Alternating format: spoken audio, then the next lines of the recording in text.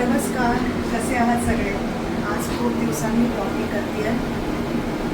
पंख्याच्या आवाजात तुम्हाला काही ऐकू येत आहे का? आता वाजलेत सकाळचे 7:45. मला थोडासा उशीर झाला आहे. माझी बस ऑलमोस्ट मिस झाली. आता मी पुढच्या स्टॉपवर चालली आहे बस पकडायला.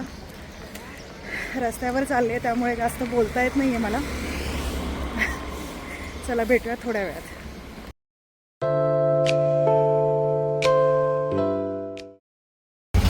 मी तुम्हाला म्हटलं होतं की मी पुढच्या स्टॉपला चालले आहे बस पकडायला, पण आज मला इतका उशीर झाला आहे की मला पुढच्या स्टॉपला सुद्धा बस मिळाली नाही. माझ्या समोरनं गेली आहे बस अक्षरशः. तर मी आता फायनली ऑटो केली आणि शाळेतही कळवलं की मला आज उशीर झाला आहे जरा 5 मिनिटं. एनिवेज अशीच असते सोमवारची सुरुवात.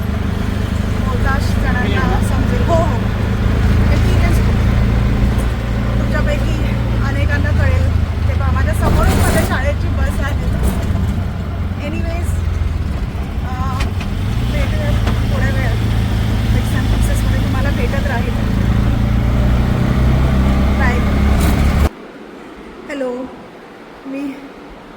तुम्हाला बघून लक्षात आलंच असेल हे सगळं की आज आम्ही होळी खेळलो आणि माझ्या क्लासमधल्या मुलांनी मला कलर्स लावले.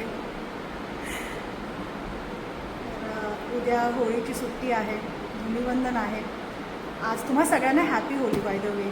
आणि उद्या धुलीवंदन आहे त्यामुळे उद्या सुट्टी आहे शाळेला आणि त्याकरता आजच आम्ही होळी सेलिब्रेट करून घेतली.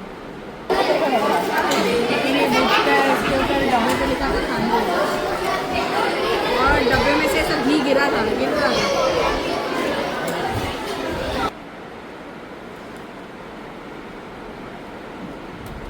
आता दुपारचे 2:30 वाजलेत आणि काम करत बसले लॅपटॉपवरती.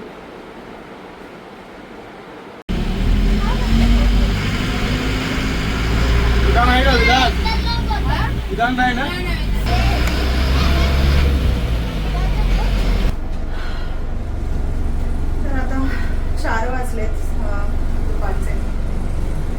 ऑलमोस्ट संध्याकाळ झाली आहे आणि आता मी शाळेतनं घरी आले आणि आता घरी गेल्यावरती चेंज करणार, फ्रेश होणार आणि त्यापुढे थोडासा आराम करेन कदाचित, किंवा अमित बरोबर थोडा टाईम स्पेंड करेन. कारण आम्ही संपूर्ण वीकेंड आम्ही तिथे नव्हता. आम्ही कांदिवलीला गेला होता.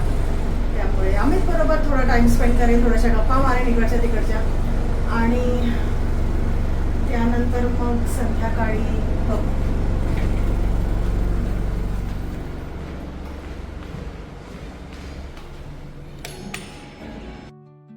तर आज होळी आहे आणि होळी म्हटलं तर आपल्या सगळ्यांच्या मनात एकच पदार्थ येतो आणि त्या पदार्थाचं नाव काय आहे?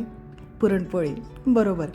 तर आज मी पुरणपोळी बनवण्याचा बेत केला. मला गेल्या 2-3 दिवसांपासून हे मनात होतं की होळीच्या दिवशी मी पुरणपोळी बनवणार.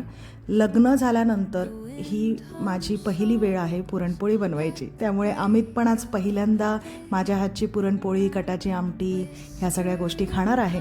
त्यामुळे मी थोडीशी एक्सायटेड पण होते, आनंद होता आणि शाळेतनं आल्यावरती अर्थात खूप दमले होते, पण तरीसुद्धा आज इतका छान सुंदर बेत करायची जी उत्सुकता माझ्यामध्ये होती ती खूप स्ट्रॉंग होती.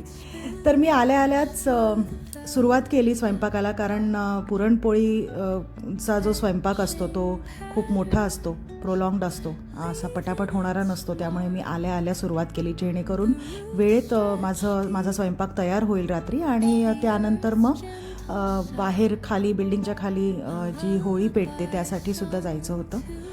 तर सगळ्या गोष्टी वेळेत व्हाव्या म्हणून मी लवकरच तयारी करायला सुरुवात केली.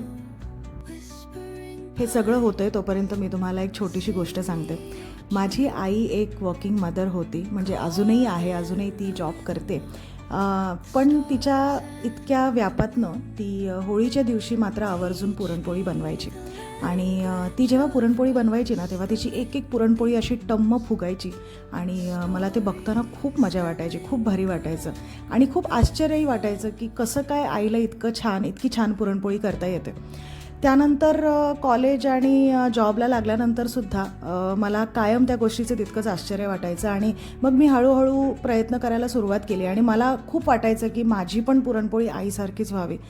तर मी खूप प्रयत्न करायची पुरण भरण्यापासून पोळ्या लाटण्यापासून सगळं आईचं कॉपी करायचे आणि पण माझी पुरणपोळी कायम फसायची. मला कायम अपयश यायचं आणि मग हे सततचं अपयश आल्यानंतर मला एका पॉईंटला असं वाटलं होतं की पुरणपोळी जर मला जमत नाही आहे तर त्याने काय असं बिघडतं आहे माझं. काही बिघडत नाही आहे.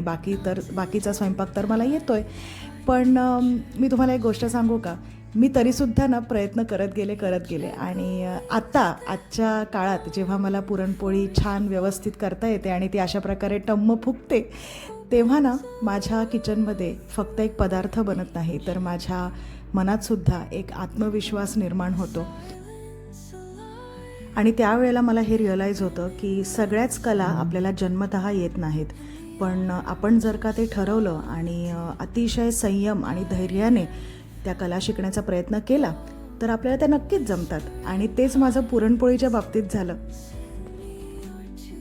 तर अशा प्रकारे तुम्ही तुमच्या आयुष्यात कुठली कला शिकलात ते मला कॉमेंट करून नक्की सांगा. आणि आता पुरणपोळी, कटाची आमटी, भात सगळं झालेलं आहे. त्यानंतर इथे कुरडई आणि खेकडा भजीसुद्धा तळण्यात आलेली आहे. आणि मी हे सगळं करत असताना अमितला सांगितलं व्हिडिओ रेकॉर्ड करायला. आणि अर्थात अमितचे व्हिडिओ रेकॉर्डिंग स्किल्स काही खास नाही आहेत, त्यामुळे व्हिडिओ अशा प्रकारे अर्धवट रेकॉर्ड झालेला आहे.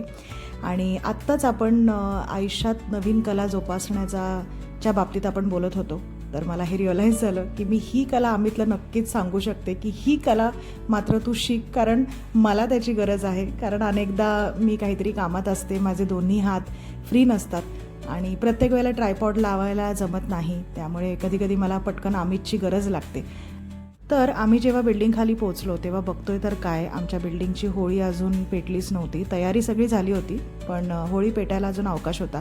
पण अमितला इतकी भूक लागली होती आणि इतका पुरणपोळीचा असा भरगच्च स्वयंपाक बघून त्याला असं झालं होतं तो कधी ताव मारतोय. त्यामुळे आम्ही शेजारच्या बिल्डिंगच्या होळीकडे गेलो आणि तिकडेच नैवेद्य चढवला, तिकडेच दर्शन घेतलं, पूजा केली आणि त्यानंतर आम्ही घरी परतलो. हा व्हिडिओ शेवटपर्यंत बघितल्याबद्दल तुम्हा सगळ्यांना थँक्यू. आणि माझ्या चॅनलला सबस्क्राईब नसेल केलं तर प्लीज सबस्क्राईब करा. चला आता आपण भेटूयात पुढच्या व्लॉगमध्ये. तोपर्यंत सगळ्यांनी काळजी घ्या. Happy Holy.